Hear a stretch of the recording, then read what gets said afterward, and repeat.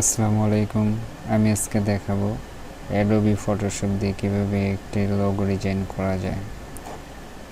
Adobe Photoshop open করে new tab নেই।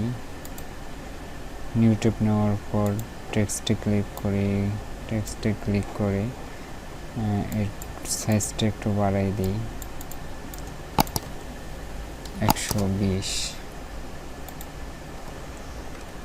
আমি এখানে লিখব মূলত নিক, এর জন্য এন নেই। এন নেওয়ার পর এখানে আই,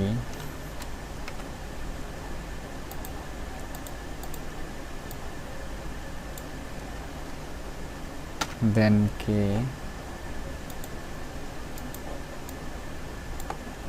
লাস্ট হচ্ছে ই।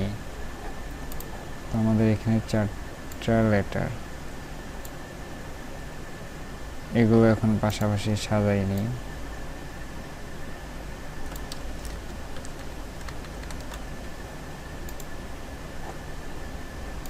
আইটাও এর সাথে নিয়ে আসি এবং এনটাও নিয়ে আসি। এখন যে লেটারগুলো আছে সবগুলোতে একটা গ্রুপ করে নিই।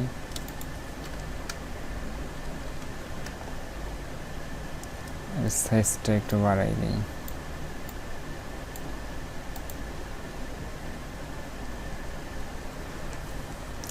আপনি চাইলে ওই টেক্সটগুলো কালার ভিন্ন ভিন্ন নিতে পারেন, তো আমি একটাই কালার নিব।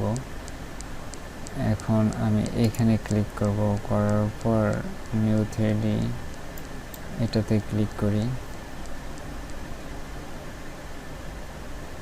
আপনি যদি চান এটা নড়াবেন, একটু এদিক সেদিক করতে পারেন।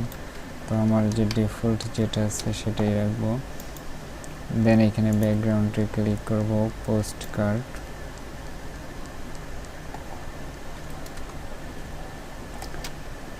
পোস্ট কার্ডে ক্লিক করার পর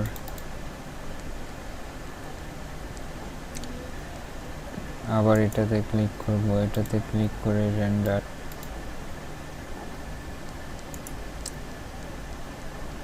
রেন্ডারে ক্লিক করি।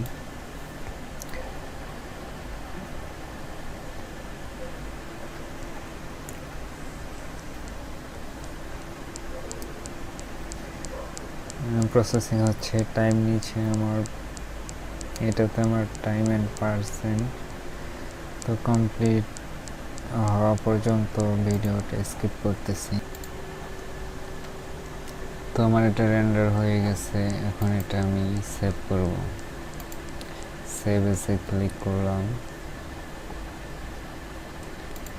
এখান থেকে আমি এটা জেপিজি ফরম্যাটে নিব, ডেস্কটপে রাখবো।